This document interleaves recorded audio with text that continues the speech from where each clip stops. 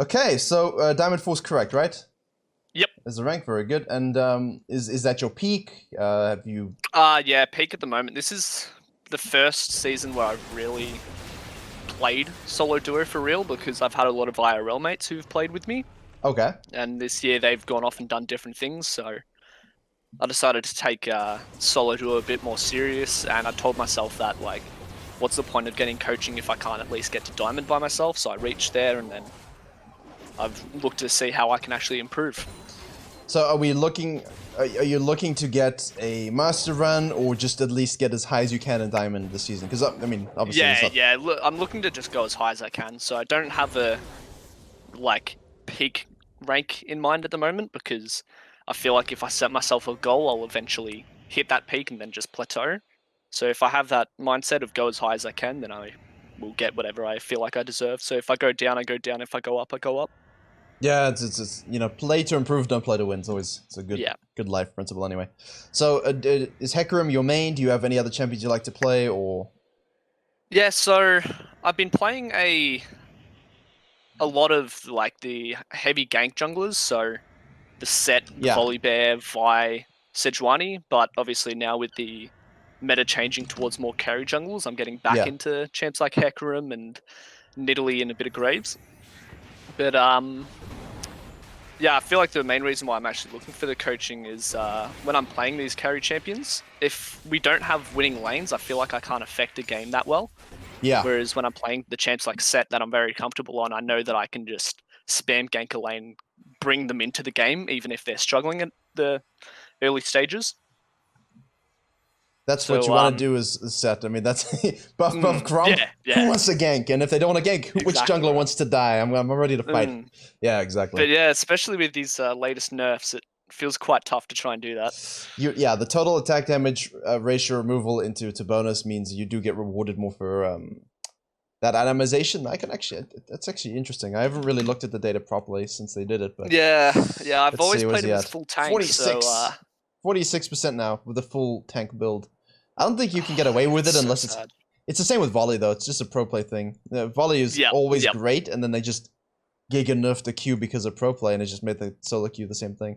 Yeah, Let's so see. I'm missing out on both of them, sadly. Yeah, for me it's volley, but I mean, that's the only thing that was really motivating me to try a bit because obviously I'm focusing on this kind of stuff this year. But Yeah, I think, yeah, I mean, when you look at the win rates now, you see like, okay, so you got a Black Cleaver that's going to taunt LS for all time, 51%, Triforce 53, Bork at 48 because people build Bork when you don't need to. yep. I mean, it looks like a Triforce, to be honest with you. I think at this point, if you have to say, right, play a set game. Virkayu, go into a set game right now and try and make it work. I would look for a Triforce second. I think it could work, Yeah, but it's got a good win rate too and good usage rate, but I think the full tank only works the higher you go, or if you're playing with yeah, someone. yeah. You know? Because the kit, it really felt like full tank can still work. It's just as Yeah, set, I would look to play aggressive, so you yeah, can go out and 1v1 the jungler on Scuttle or something like that, but it just does not feel viable anymore. yeah, The exactly. later into the game it goes. So for this game, obviously you're playing Hecarim. Do you like to always do a 5 camp? Is that something you typically Um, do? Not always, because I was into the Nocturne and we I think got because it's weird. So this is actually a flex game because Right. so we're playing with a 5 stack. The solo duo games that I had going were just absolute clown fiestas that would not have been nice for this. So there was games where I'd get ahead and then it would just turn to shambles and someone would AFK and it would just like would have been a waste to actually have a look back at it. Okay, that's fine. Yeah. Um, but for this one, I think we got vision on him early. So because I had the communication with my mid and my top lane, I told them to push in. I can go for the 5 camps and then look to get Scuttle afterwards, Okay, and so then kind of go sideways. yeah, so for me, obviously, we know Hecarim as not the strongest early, but really ramps up in the mid game and then can, Yeah, fall off a bit in the late game. So he's got that, that nice bell curve graph of a power curve. Unless, of course, you build differently into a tank or something like that.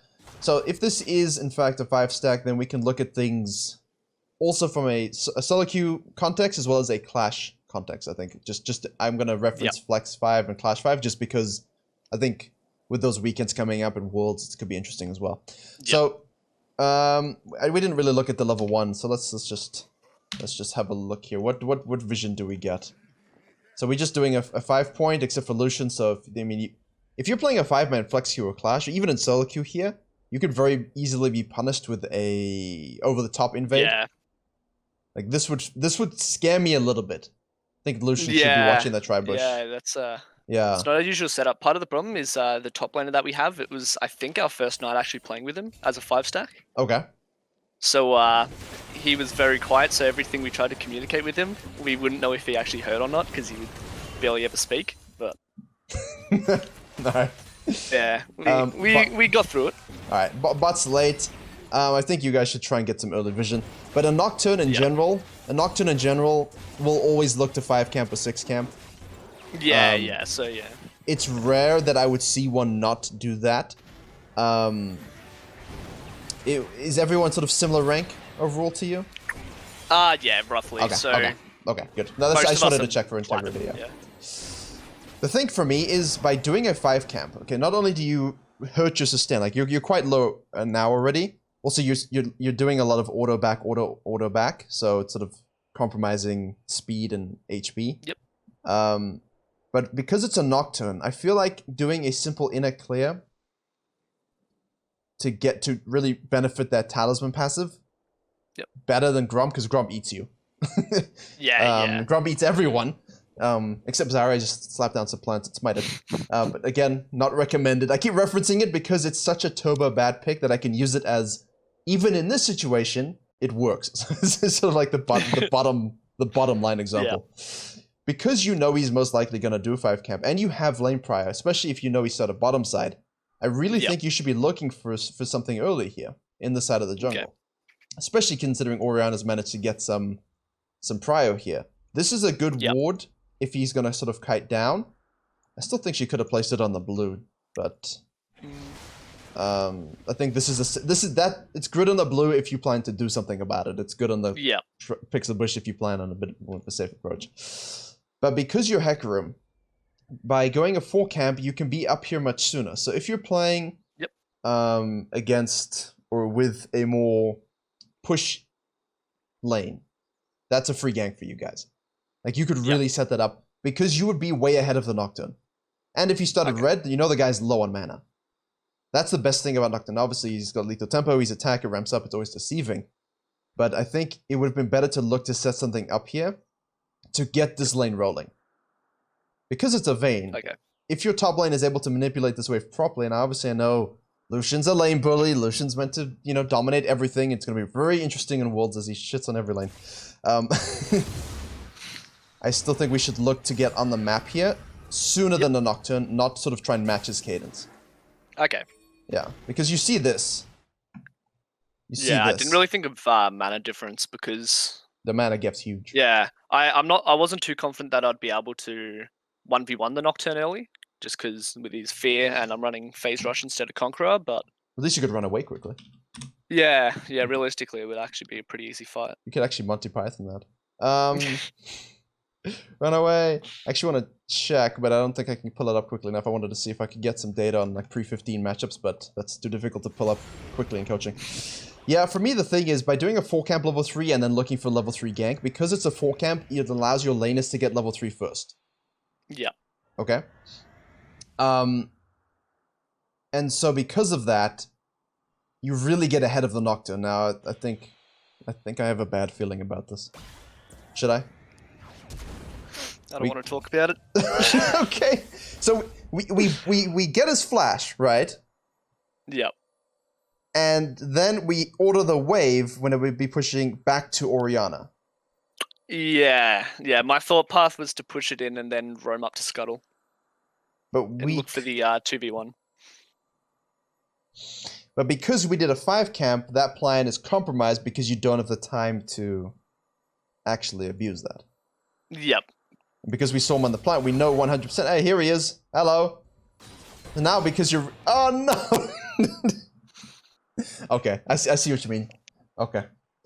Would you say, jokes aside, would you say this is something that happens a lot in your games? Do you find yourself... No.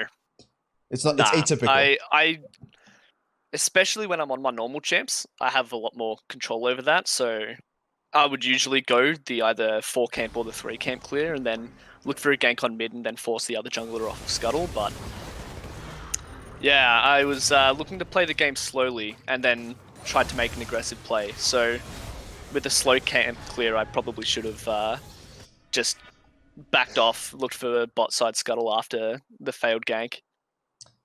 Yeah. The biggest thing, actually, it's not a failed gank. You burnt his flash, and you had the wave pushing in. True. Yeah, it's really in a proper diamond game. That's a huge win because you will lose pressure on this one. So your Lucian will have to ward appropriately and pay attention to it, but it does give you all of this.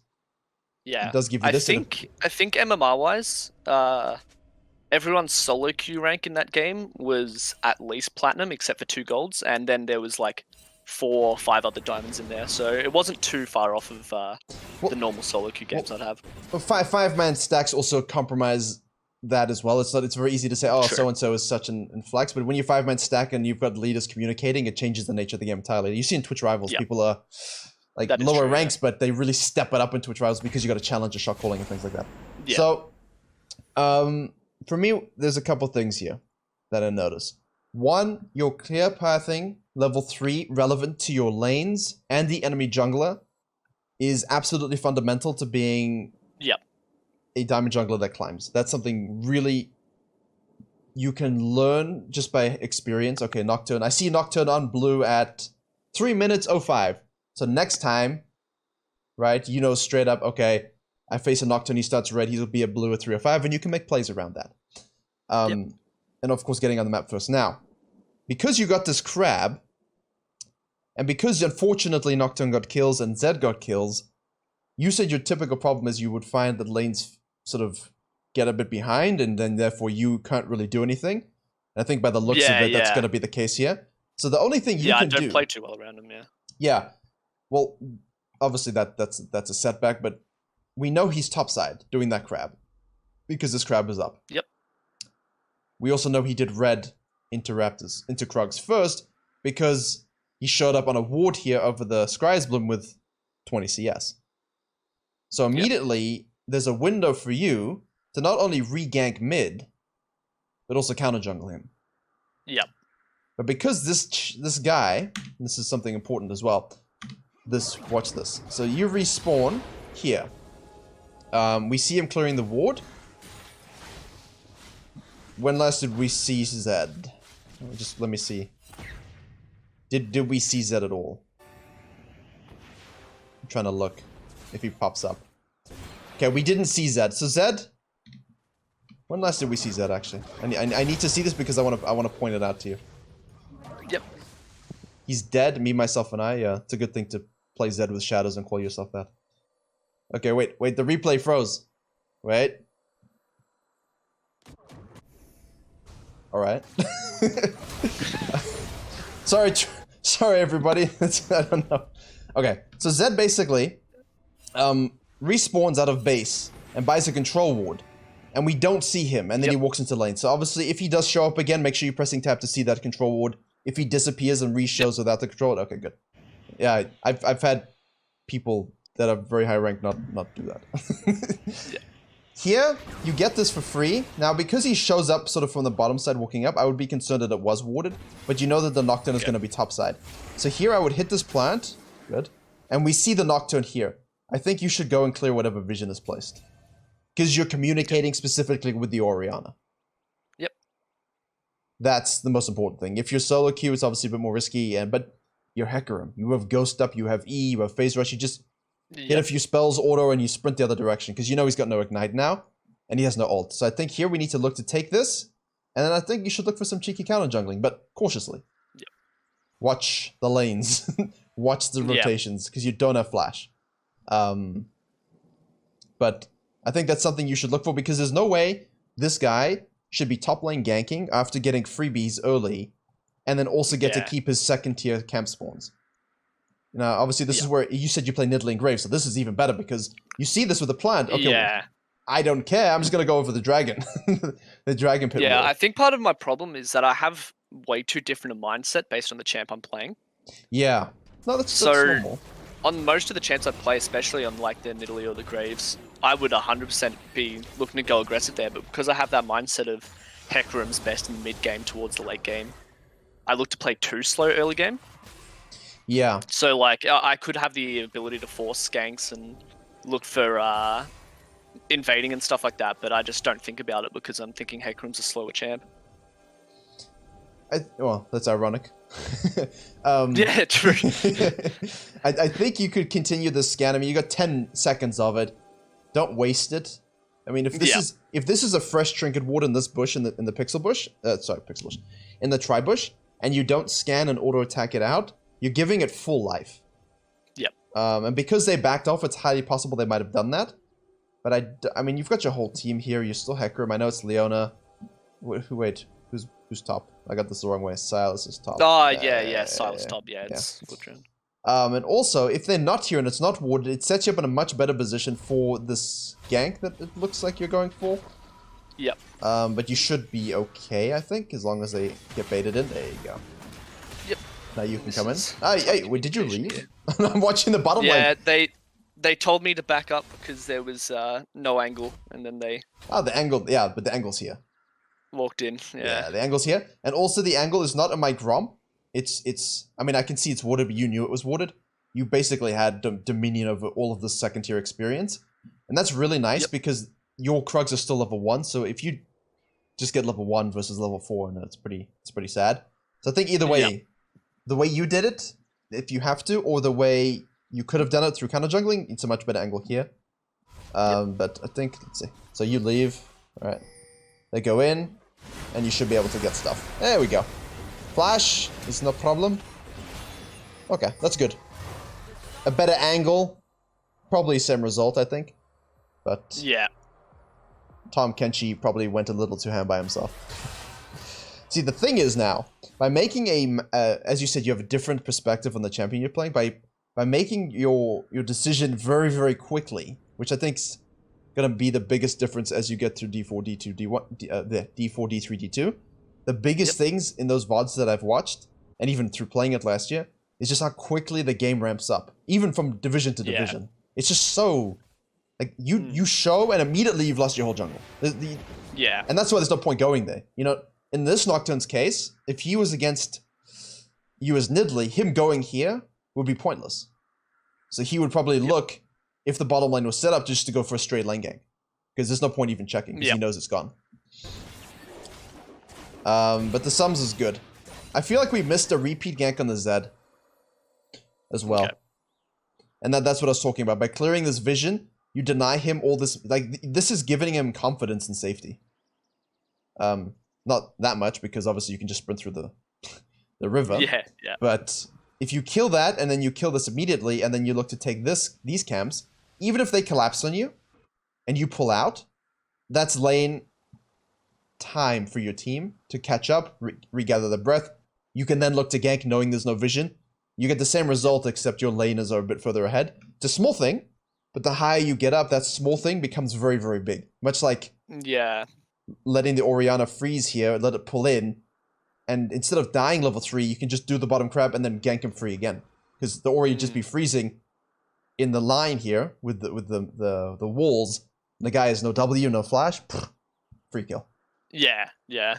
That has been one big thing. I've noticed the games snowball out of control very, very quickly one way or the other. Now in Diamond, it feels like there's a lot less throws until someone mental booms. That's been annoyingly common in the last few days, but... That's, you know, honestly, I've said this a bit, but it's more prevalent in Diamond. Your Orianna's lucky here. Yeah, I know.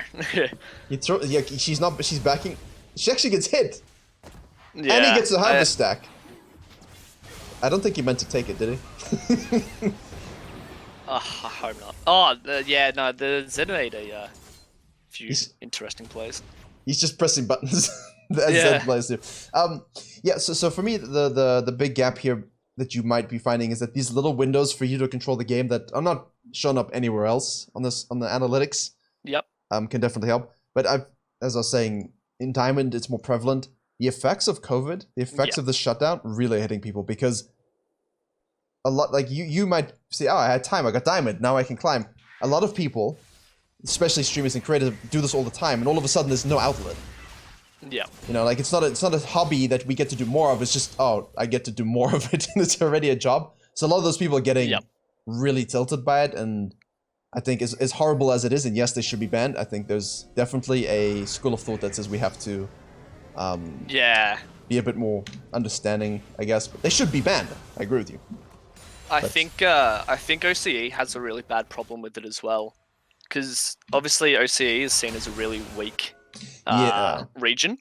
Yeah. A lot of people have that mindset of OCE is bad. I should be able to climb because I think I'm pretty good at the game. Yeah. And then as soon as something starts going wrong, they go, "Wait, I'm good at this game. OCE is bad. Something has to be wrong besides me." And then that just leads to a massive mental boom, and games are pretty much over.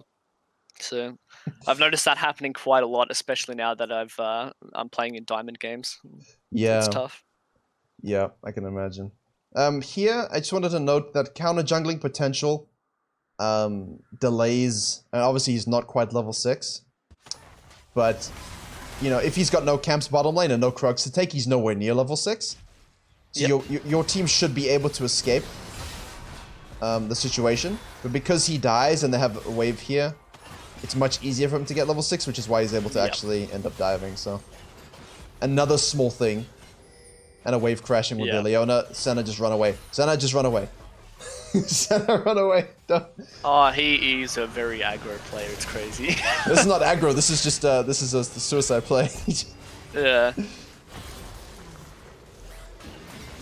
Got the shutdown, but you know, I prefer not to make the play. Anyway, so the small little experience things here that you might be finding, like if the enemy jungler hits 6 before you a lot, and that's something you feel is happening in a lot of your games, that opportunistic experience denial is, again, something that really helps stifle his growth, which gives you more time to make the pro tempo play.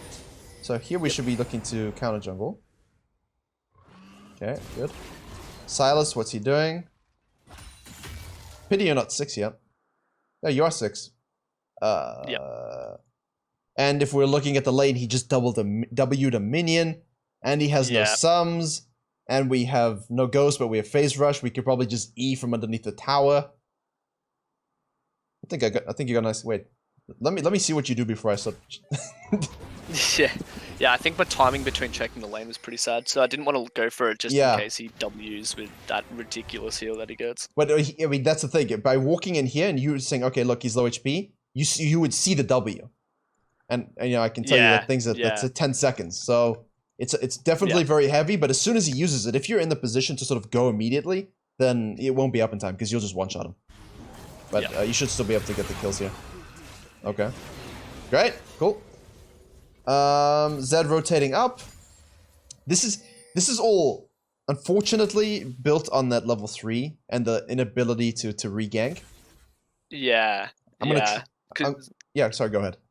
We end up getting back into the game and end up winning, I'm pretty sure, if I remember this game correctly. But I feel like I could have really shut down the Zed early, but just not. It's part of not being confident on Hecarim's early game, just not understanding my role on Hecarim early as well. I could have just made the Zed completely useless. That's what I was talking about to my team after the game. Yeah, we could have. Is that I had that window early on where I really could have shut him down, but also I think there's a little bit of patience you could be having in this situation. Once he rotates up and he's still on the Lucian, and you can communicate with Orianna. Has he used ult? Does he have ult? You know, scan this bush, maybe try and trap him. As soon as he goes in, we can knock him up. You can use your ultimate and fear him under the tower. You save your Lucian, Zed dies, everyone's happy. You know, like that's a patience play though. So let's add a little bit. I mean, here, you made the right read, but I don't think you had enough patience as well. Where did they go? Okay. Why would they leave? Did they have enough gold to buy? What CS did they have at the time? Because there's a certain amount that you need to get Bilgewater, right? 1400, right, chat? Wait, I want to be correct. 1600? Yep. There you go. Okay, 1600. So if they don't have, if they have 20 CS, that's not enough gold for them to recall. And if they're full HP before they back off, I mean, why would they be recalling? So most likely they're trapping or warding. So a bit more patience down here, a bit more patience up here, and you probably put yourself in a better position to get kills. I hate this. I hate this. Having to hold lanes all the time? Yeah. Does anyone else hate that? Do you hate that? I hate it. I mean, I like getting the XP. I do as well, but I'm not about the XP. If I'm a Karthus, Yeah. if I'm a Karthus, I'm about rinsing this camp sequencing so that I get level 3000 and everyone's level 4. You know, I get less experience here than I do by just killing everything very quickly. That is very true. Yeah. But yeah, it's more about the fact that you're gonna lose all of this blue side, which it throws off my rotations. That's not so bad because there's no dragon. So for me, we should reset. Look to get whatever item spec we're going. You're a talisman into Triforce guy? Yep. Okay. So, did you watch the Hecarim video put on the main channel? I don't think I did. That one's that guy. Dominating jungling. That Hecarim player is like 1200 RP, 600 games in Korea. In Korea, the guy is literally Hecarim god, as far as I'm seeing, and he does this as well. But he also varies it a lot. But I'll post it in the, if I can find his name again, I'll post it in the the gameplay Discord, coaching Discord. Yep. Use that as a VOD review reference. So here now, because of this roam, so yeah, my call for you is to simply focus on macro sites. Your team should not be looking to really fight. Also, a level 1 Nocturne ult is around 2 minutes, if I'm not mistaken, which he used here, and as a flex, as a 5-man, as a solo queue. I think keeping track of timers and those things, and sort of elevating your general knowledge about enemy champions, as you said, you play differently depending on what you're playing, by tracking certain notable cooldowns, it will also give you more confidence. Okay, the ult's down, I can fight him now. You know, or, oh, Silas W is down for 11 seconds, I can fight him now. Instead of being too afraid because you don't know. Yep. So here I'd be very concerned about making a play here. Because I would assume the Nocturne took my stuff. Yeah. We saw him passing through. Yeah. He had the fresh blue, so we knew he had invaded topside. At this point, at this point, the flash timer doesn't show up for me. Okay, she still has it up here. They should either fully 3v2 this and disengage or kill if they have enough burst damage, which I don't think you might do. Yeah, Liana, but I don't think she should kite back up. It's unfortunate. So okay. Results the same. Okay, results the same. Flash is burned. Whatever. Ult for flash. Always good for Nocturne. So here I'd be onto the red. Okay. I think I just remembered this. Yeah. Because I take Raptors to get level 8. Yeah, that's good. Go for the invade here. That's very good. I'm just going to point that out to Twitch chat. This is a good thing if you're going to go for an objective or a fight or something that might end up in a fight and you find yourself like our friend here, very close to level 8. It can be very good to do a camp on the way. But in that case, it can be very good to do red because the red also helps you. It's a buff. It gives you more experience. It also gives you the combat abilities. And then you can hit this on the way down, which will give you better vision control. And you should see the Silas. We saw the Nocturne go here. I think I'd feel very safe hitting this. And then looking to do it with the lane prio I have. Or he's looking to chill though. Okay. What do you want to do? I invade here. And then get my timers wrong on when the Nocturne will show up. I would just be looking to do Herald. Because you lost the first objective, so we want to get the second objective. So that we can then control the second dragon. At this point, I think it's too late to go for this. Yeah, I would have just hopped on over. Yeah, so, I was looking to do it straight away, but I didn't think about how long I actually wasted when the Silas walked through river and I had to wait for him to pass. Yeah. So I got my mind too stuck on getting it, and as soon as the Orianna died, I felt like I should have just abandoned hope and left it. He hit it with a Q and a 570 smite. You don't exactly have the same burst damage unless you time it with your Q perfectly. Yeah, when I was out of range because he gets the auto.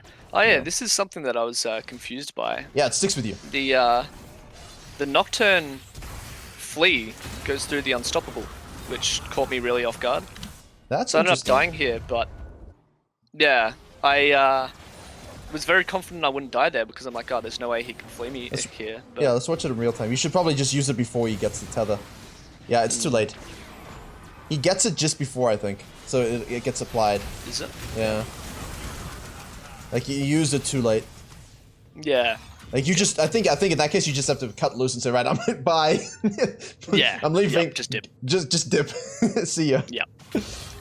So yeah, even though we end up winning this game, the reason why I wanted to end up choosing this one was because this is where it really shows the rough early game on Hecarim. Yeah, but I think when I'm on these carry champs is when I don't look to play as aggressive as I can. And then when lanes start to lose, I look to force something just to try and get our team back into it. Yeah, we don't want to force. That's the biggest thing. So the thing is, now not that the red is going to do a lot, but that small little detail of the burn damage from the red on the blue camp maybe gets it to smite, to lethal smite for you before he shows up. Again, that's a big what if-ism, but it's worth to think about, I think. Because a lot of people don't. Helps my pathing towards the Scryer's bloom as well. Yeah, exactly. If you just go straight red, or you could look for the Herald. Okay, look, Nocturne, you've had a good early game. I screwed up and fed you a little bit. We've kind of played a little bit shaky. Let me give you your blue side. Sort of give the farm for him to distract himself. And then you can basically take this Herald. You can clear this all the way down. You can look to use your ult on the bottom lane again because we burn sums. We should be looking to abuse that. And also what we didn't note is while you were on the blue, Zed all into Orianna and was really low. You see? Yeah. So again, something, in Korea they would be doing the Herald and they would just immediately hedge straight to the Zed, go kill him. Okay. A lot of the time. And then of course now you've got no one in the mid lane. You've got Orianna respawning before the Zed. You've got Pryor from the Lucian. Okay, what can we do next?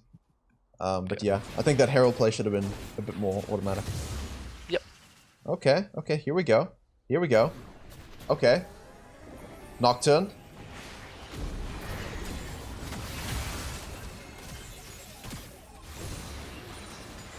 Yeah, so I wanted to look for that angle slightly later to try and give Lucian time to get into auto range, but... That's a good enough Herald. They've elevated the game state now, though. I'm not sure if they're ready to do that. Because Lucian is still... I mean, he's 0-3-0, but he's... Actually... Still. Well, 3 kills. Yeah. Do you live? Yeah, awkwardly, yeah. Yeah, this is strange. Okay, so for me, again, this is actually similar to the last coaching. Obviously, the elo difference is gigantic. But it's more about the principle of, if I'm watching the map only right now, you just show top lane, so they know where you're going. And for a Zed that's ahead, that's such a big thing. And now we gotta watch the Zed. He's gonna push this wave, he's gonna push this wave, and now he moves up.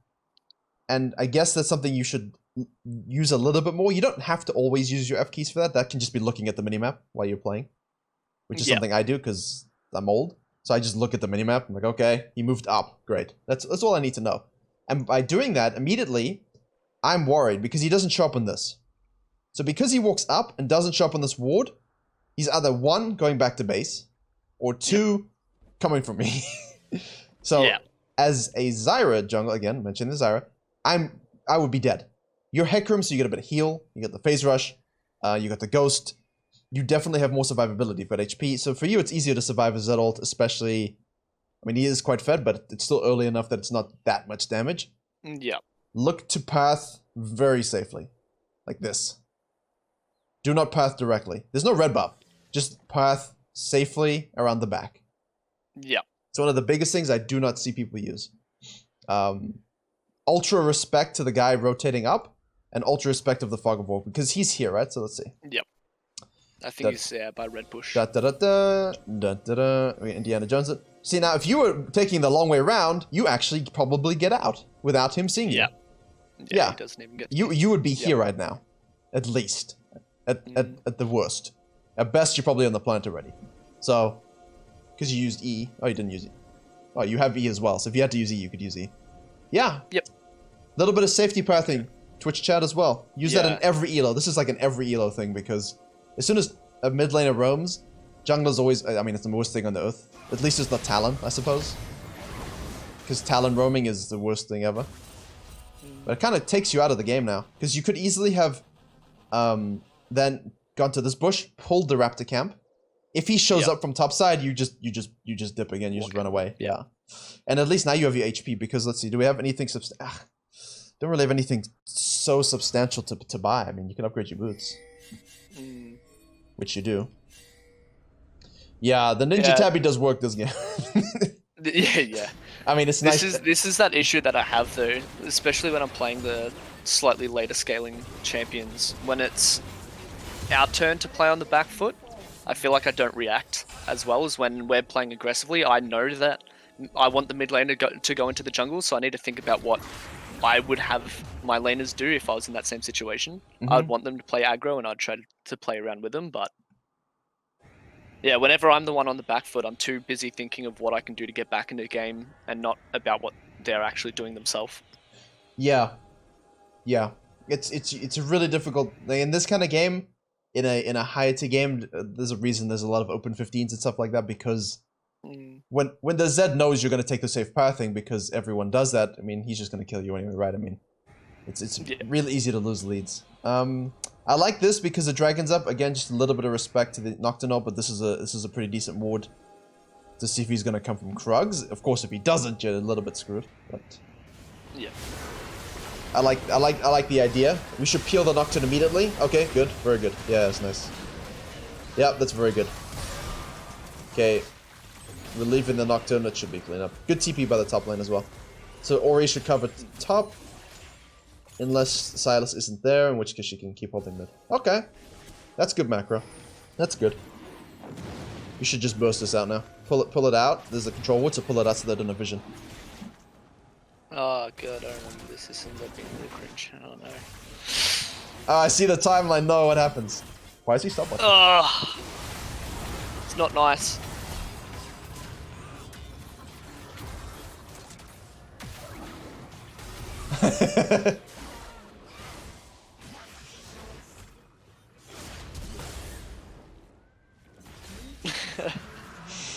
It's even nicer in slow-mo. Sorry to isolate it. I just wanted to say. He just gets it with a just an auto. Okay. Yeah, I think my smite comes up.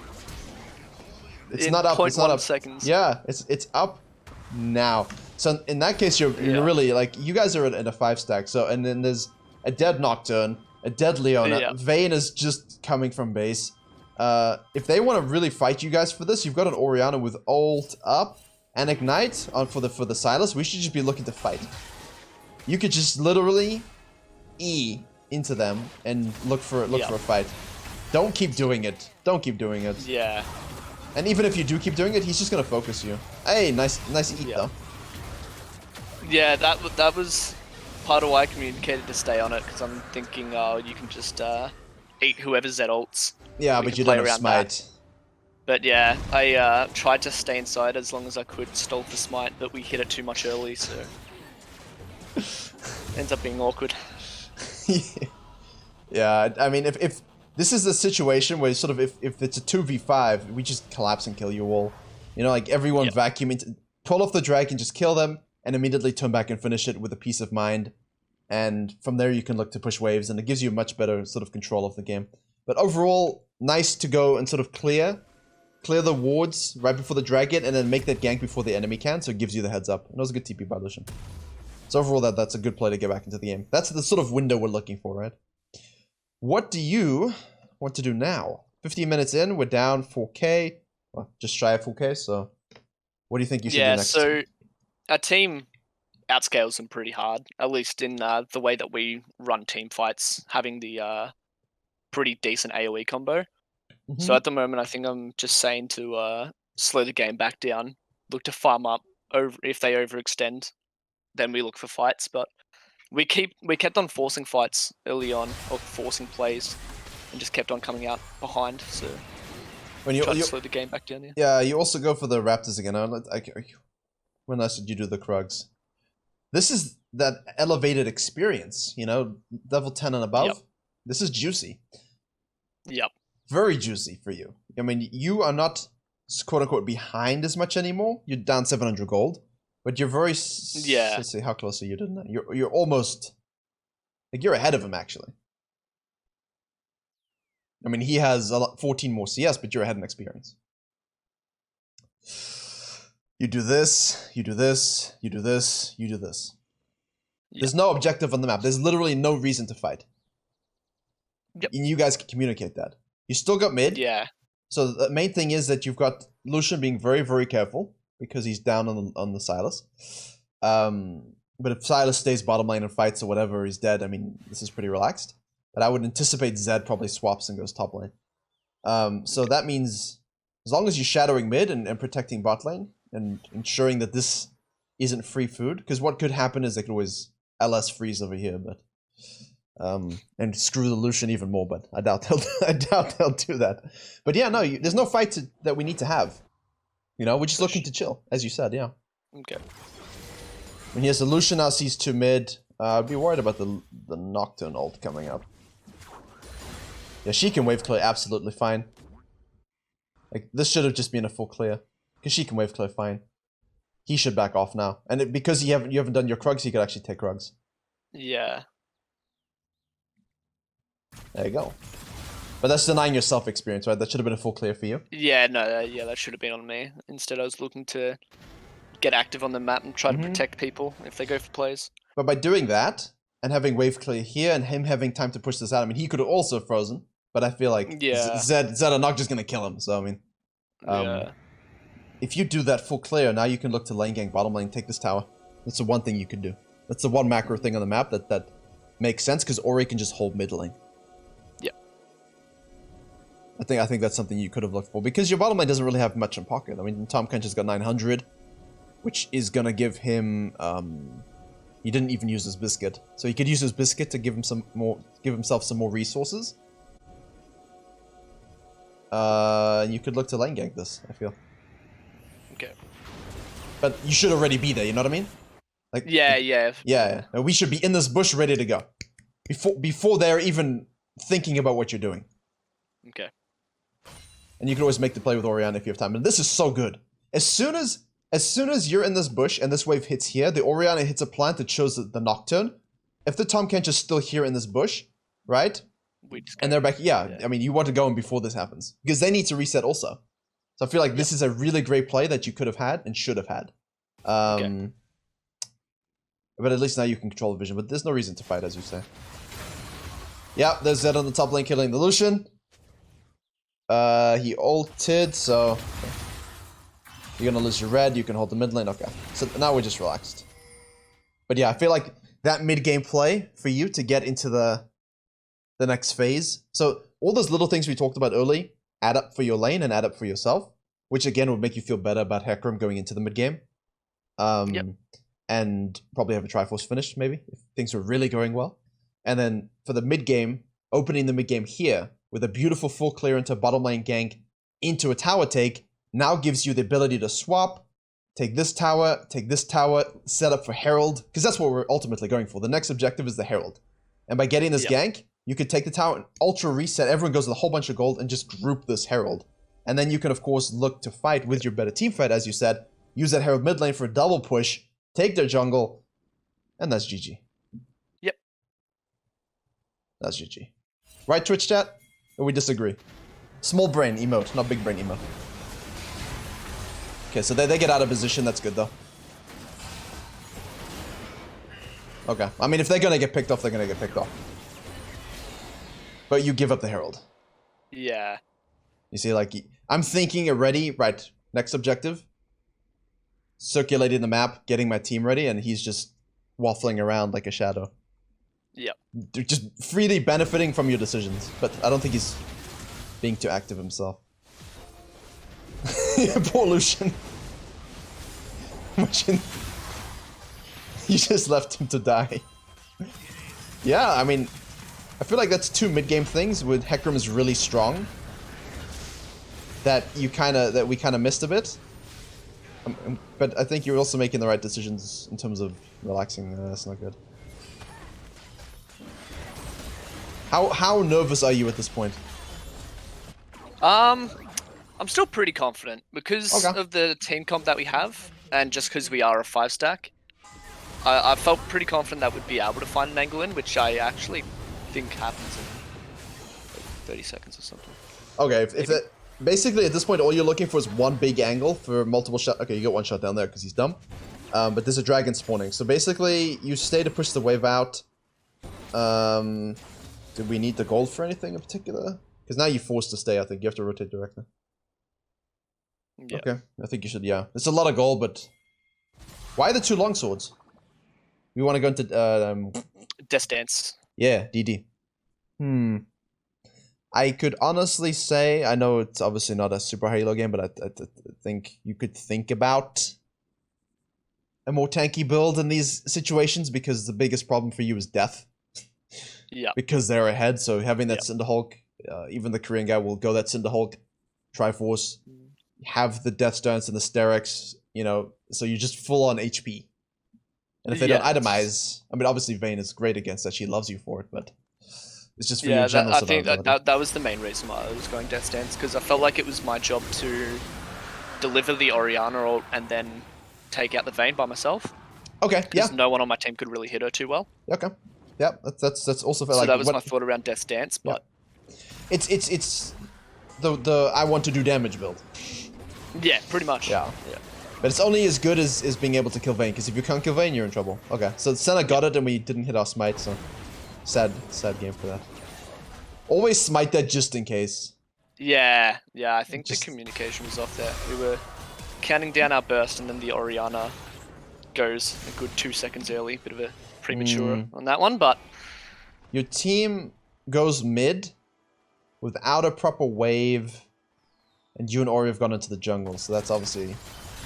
Yep. Yeah, that's miscommunication too. I think this could lay the foundation. I can see on the timestamps, but... Alright.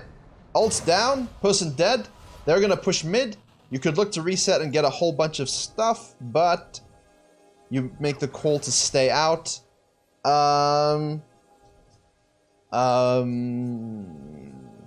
Yeah. If you had an item completion, I think it might be good to go and buy it, but I think here with Triforce and with Orianna, you're not the main damage, so. Does that show bot lane? Because I had to try, me and Orianna both had ults up here. I was let's go. pretty confident. And Oh, then, no way. As soon as we saw Zed bot. Juiced! That's a juice flank. Yeah, there you go. Ladies and gentlemen, this is how you play Hecarim when you are playing damage. Note to self, don't rush at their faces, because then Vayne will just condemn you. Silas will just CC you. Someone will stun you, and life will be sad. This is what we look for. Overcommit? You probably could have gone a little sooner, but I mean, that's just semantics, isn't it? I don't know why they dive you. They don't see you. Why would they even go for that? Yeah. That's Baron, huh? Can we Baron here? I would. We were calling it, but I didn't think we were able to. I was too low on mana, and you go get by the the crab. time I reset and get back up there. Yeah, but the crab's up. Yeah, true. Yeah. The crab's up. This will help you. And you don't need yourself to do damage. You just need to tank it because you got. Yeah, I would just do it. Okay. I feel like you got it. You know he's bottom side. I think you got it. I think that's a cutthroat thing. In a solo queue game, I would look with your team to do that. Yep. Because otherwise we give them an out, which you don't want to do. Okay. So I feel like that's the comeback, right? Like that's all momentum shift. Yeah, that's where it really comes back. And then is there anything? I feel like our control over objectives from here on out is pretty good, just because of our team comp. And yeah, you've got the fight. I feel like it's not too hard for me to call. Like once it gets into the mid to late game, and I'm on that power spike of Hecarim, where I'm confident that I can actually control the map, is where I'm completely fine on the champ. I feel like, but it's just that early game where I'm not necessarily thinking about how strong I am in comparison to the enemy jungler. Because I probably could have forced a lot more onto the Nocturne than what I did. Yeah, that's why I was pointing out all those little things. We had a lot of opportunities early to stifle the fact that we had a bit of a mistake, but also give us supreme... You know, Hecarim's great if you get 3 kills early. Yeah. You get a couple kills early, and you're just in a dream because you get to start to build the Triforce, and now you're ramping up speed, you get level 6 first, and he's one of those junglers that's just literally everywhere with the E. And so And of course, with Phase Rush, you got the water walking and the celerity. Yep. You're really quick. Really. Yep. Yeah. Is there anything in particular you had question-wise about, like, because obviously it goes on for 15 minutes, because you're behind, you have to sort of play catch-up, but is there anything that you wanted to ask specifically for that phase, or was it mostly pre-23? Yeah, no, it's mostly about the early game. Okay. I feel like my control isn't too bad on like the later game sort of area, so when it gets to that mid to late game, I feel like I know when to go for each objective. It's just, yeah, in the early game, especially on a champion that I haven't played as much, I just get sort of too focused on one thing when I could be really easily looking for the plays that actually just get us ahead and basically end the game. Yeah. Like before 15, when I'm playing on a champ like Hecarim, I think I don't want to risk it early because sure I could win us the game, but I could also lose us the game. Whereas if I'm playing on set, I know that I can just gank and then gank and then gank and everything will work out fine. Unless, of course, you don't get the ganks, in which case the farming jungler, which is an Evelyn, is just gonna get free scaling and you're screwed. Yeah, that's why we ban Evelyn. I'm not good enough at that champ and I hate versing her. So. Hey, I've mained Evelyn extensively, but I also main Warwick. So they pick Evelyn, I say thank you, I pick Warwick. Because that's fair. W, E, Q, R is just an entire Evelyn suppression kit. And I remember a game with Zyra last year when I was doing the master run.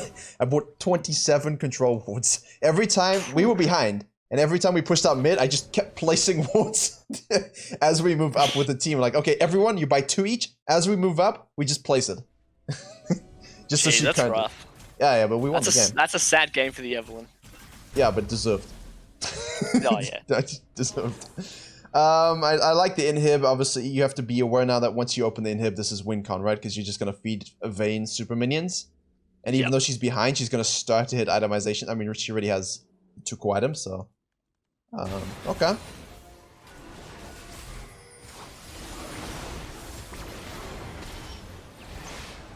Probably a little bit too soon there, but yeah. I mean, it looks like you're much more confident now. Yeah, that was the call. We were telling them to wait for the Lucian to get there. Yeah. Get the knockback. Okay. Vayne, Nocturne ulting, Vayne is dead. He gets a double kills, but you guys should be fine. Yeah, if you hold it a little bit sooner, I think it's a cleaner teamfight, but you should still be able to win it pretty easily. Yeah. So yeah, at this point, we've basically just outscaled them as a team. Yeah, you have. Had that big throw mid, and then they've had a few rough team fights. Yeah, that was really nice. I think that's, I mean, as long as you're doing that, and even here was really good, you can chase down as they're disrupted, and you just exist, and even though you die, it's because of the suction, and your team just gets the clean up, which is absolutely fine, yeah. For me, the biggest thing was thinking more about, I mean, you remember, it's just this little stuff here early. Yep. That gives you those advantages, and of course, I think looking for these immediate counter junglings, which give you better angles into this, and then abuse this, because this is great. If you get a flash early on a Z, it's wonderful, because the next time he uses his W, even the buffed one, which is, what is it now, guys? 20 seconds? As soon as he uses it, it's a free gank, so. Okay. I think you're sitting pretty in that sense. Yep. Obviously, it's a little... But yeah, I think especially on when I'm playing Hecarim, because I've been basically spamming him over the last week or two. Okay. Is just getting on the map earlier. So looking for the ganks and looking for the invades and playing it like that, because I play him too much as a heavy farming jungler, I feel like. Yeah, and even then we missed, I think you missed a bit of camp sequencing and prioritizing the right camps. So you even missed out. Like, there's a level 10 Crow camp when we walk away. It's great. The Lucian thanks you for your donation, but in solo queue, you want the solo carry. So obviously, in that case, looking for that full sequence at that point is really good considering there's nothing else, yeah. Especially because I hadn't played with them. I think even in solo queue, I'm walking away from that Krugs there, just not thinking about the actual sequencing. Just because of the state of the game, I'm looking to be too active instead of just, sequencing properly. Yeah. What's the next objective? How much time do I have? Which lane is most volatile? And I think once you simply just passively ask yourself those questions, you see a full clear, lane gank bottom side, take the tower, reset, take the herald, and whatever happened, but it happens like 10 minutes sooner, which is great on Hecarim during your power spike.